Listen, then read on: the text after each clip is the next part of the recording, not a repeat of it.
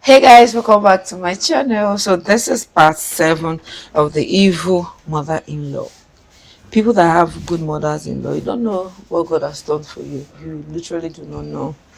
I know that a lot of people in the Western culture might not really relate to evil mother-in-laws, but for us in African culture, it's more or less the norm. Mother-in-laws being evil to their daughters-in-law. I don't even know why the problem is. And I know, I think I know why. Most of all those evil mothers, they are married to men that are emotionally unavailable, so they're not turned to their sons as their husbands. So you see the way they treat their boys, they papa their sons.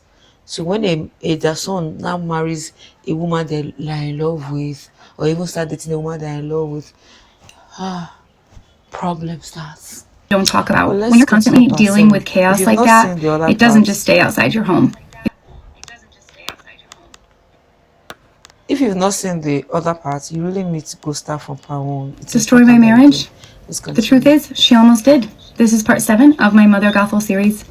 The hardest part of my life wasn't Penny. It was what Penny did to my marriage. This is the part people usually don't talk about. When you're constantly dealing with chaos like that, it doesn't just stay outside your home. It comes inside it. A lot of the series focuses on Penny because Penny caused a lot of damage in our lives. But what people didn't see was what it was doing to us behind closed doors. We never told her. As far as she knew, we were the perfect couple. Our arguments stayed between us. I never wanted her knowing that she was affecting our relationship, but she was. Colton and I had normal arguments like any married couple, but most of our fights revolved around her and how he handled her actions. But the truth is, we weren't arguing because we were on different sides. Colton always understood why I was upset. The problem wasn't what was happening, it was how it was handled. I'm a very direct person. If something bothers me, I want to address it immediately. Colton processes things differently. He grew up in that environment, so his instinct was to keep the peace. Conflict management style. I've come to realize that all of us, you know, resolve conflicts differently. So we need to understand each other and understand how each of us resolve conflicts, especially for those in Would relationship. ask him But over it and will over, also what do you help you. It will help your relationship a lot, because if you don't understand that dynamic, it will hurt your relationship a lot. But in this case, I actually understand that, because your mother is constantly causing me pain, and you are just there, you're not doing anything. And I also understand the guy, because this is what he's lived with, this is all his life, so he cannot just up and change. It doesn't work that way. actually think? How do you want to handle this? Because I didn't want him choosing between me and his mother. I wanted him to decide what he thought was right. And to be fair to him, unlearning the way you were raised takes time. We hit a rough patch a few years ago, and one of my toxic traits is that I am a leaver. When things get overwhelming, I'm the one who says, well, maybe we're done then. But Colton never accepted that. He always fought for me. And another reality for him is he was always stuck in the middle. His mother on one side, me on the other. And that pressure bled into our relationship. Should have been us against the world. Sometimes we had screaming matches. Other times it was the quiet kinds of fights, the ones that hurt more, the ones where you start questioning everything. I would say things like, why aren't you defending me? Why don't you just tell her how you feel? Tell her how she treats us isn't okay. And Colton would say he is defending us, but his way was not the same as mine or maybe yours. For example, Penny would say something disrespectful about me, and instead of confronting her right then, Colton would wait. Later, he would call her or text her. He wanted time to think through what he was saying. So in his mind, he was defending me. In my mind, I felt alone. And that's where a lot of our fights came from. There were nights we barely spoke, nights where I wondered if we were making the biggest mistake by staying together. We loved each other, we wanted the same life, but somehow we were fighting a lot because of someone who wasn't even in the room. That's what manipulation does. It doesn't attack you directly. It slowly turns the people you love against each other. And for a while, it almost worked. And I know a lot of people watching are wondering the same thing. Why didn't we just cut her off? And the answer is not as simple as people think. First, Colton. That's his mother, the woman who raised him. And Colton is the kind of person who believes in loyalty. He believes in fixing things. He believes people can change. It's one of the reasons I fell in love with him. And it's also the reason he struggled to fully walk away. He wasn't defending what she did. He was trying to hold on to the idea that maybe she would be different.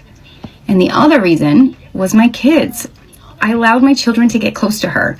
My children loved their grandmother. They wanted to see her, and I never wanted to weaponize my children in adult conflict. So instead, I absorbed it. The chaos, the manipulation, the tension. I carried it so my kids could still have their grandmother. And looking back now, I realize something. Sometimes protecting your children means protecting them from someone.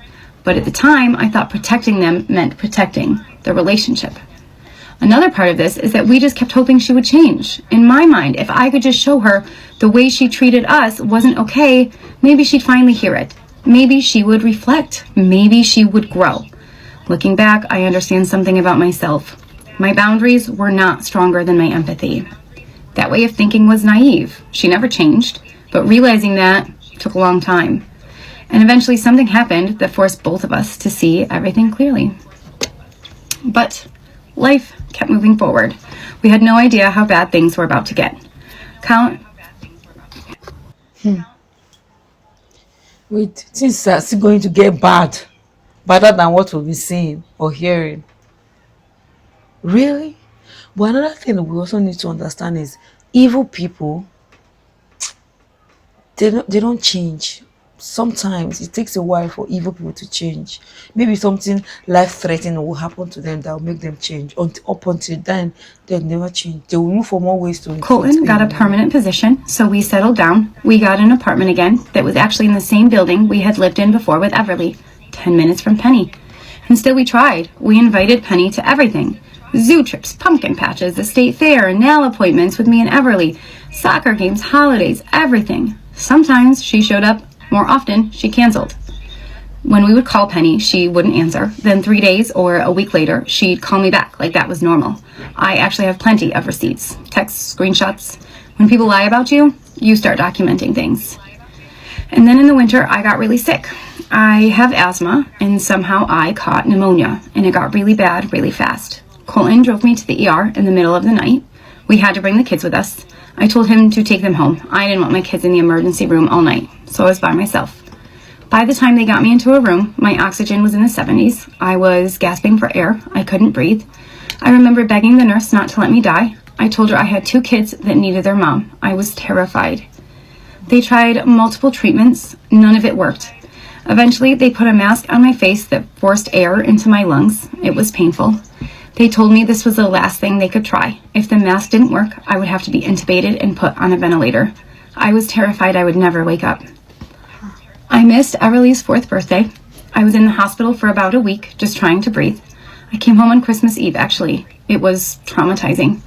And actually, that wasn't the first time I almost died. I actually forgot something important in the timeline. When Everly was a baby, shortly after we got married, my appendix ruptured. It happened fast. I was admitted in the ICU in isolation for a week. Everly had just turned 1. I had never been away from her overnight before. That was incredibly hard. In both times, Penny wasn't there. The same person who constantly said she was sick, the same person who expected everyone to drop everything for her, didn't show up when I was fighting for my life. So life goes on. No huge dramatic moments every day, no constant explosions, just the same cycle over and over again. And honestly, that's what made what happened in June so shocking. Over the years, there were fights, some small, some bigger, holidays with tension, apologies that weren't really apologies. We would set a boundary, she would test it, she would play the victim, someone else would get pulled in, and then everything would go quiet until it didn't. But through it all, my marriage survived. It wasn't perfect, but it was resilient. We fought for it. And over time, something did start to shift. Colton began to see what I had always seen, the manipulation, the victim narrative, the patterns. It was like he stepped out of the fog and realized what he grew up with wasn't normal. But that realization did not happen overnight. So let's jump forward to about 1 or 2 years ago. Everly is 10, Liam is 8. By this point, Penny's patterns are set. She wouldn't answer calls for days. We would leave entire weekends open, rearrange everything. The kids would wait, and then she'd cancel. The kids learned she doesn't follow through. She'd forget birthdays, but post about being the best grandmother on Facebook. And if I mentioned the kids were disappointed, it immediately became, I know I'm the worst grandmother, which I never said. And to be fair, when she was with my kids, she engaged. She played with them. And if you're a millennial mom, you know that's not nothing. She also did really big Christmases, over the top. I told her she doesn't need to, but that's how she shows love. They are her only 2 grandchildren, and I always keep Amazon lists updated so she can pick out whatever they like. We bought our first home 4 years ago, 20 minutes from her, but years earlier she stopped driving. So if we wanted to see her, we had to drive to get her, bring her back here, and then later that day drive her back home and bring her back here. Max refused to help. He wouldn't pick her up. He wouldn't bring her to see the kids. Kieran and his girlfriend, who we will call Elena, lived with her for a while. Eventually, they bought their own house, right in the middle of us, 10 minutes from Penny, 10 minutes from our house. He helped sometimes, but most of the time the effort was always ours. And it was always about her. She was always going through something, always sick, always in crisis. Eventually, I stopped asking how she was feeling, because no matter what was happening, her answer was always the same. She was miserable. And after a while, that becomes emotionally draining. If you've ever dealt with someone like that, you know exactly what I mean. Then one day, something happened that made everything click. Looking back now, I should have realized what she had been doing all along, but I was naive. Penny was over for a visit, and I was helping her with her phone, like she asked me to do all the time, and a message popped up with my name in it. So I clicked the message. It was a group chat, Penny, Kieran, and Elena. She sent them a photo of a local wrestling poster, and the guy in the poster was the guy who had tried to kiss me once at a bar, years earlier when Colton and I had briefly broken up. And Penny told them, "This is the guy Kaylin cheated on your brother with." 10 years later, and she was still telling that story, a story that was never true. So we confronted her, both of us. Colton was furious because she was still rewriting history. That's when Colton stopped giving her the benefit of the doubt about anything she said, because it wasn't just gossip, it was again lies. And again, I realized no matter what I did, the stories about me were never going to stop. Something unexpected happened after that, something that completely changed my relationship with Penny.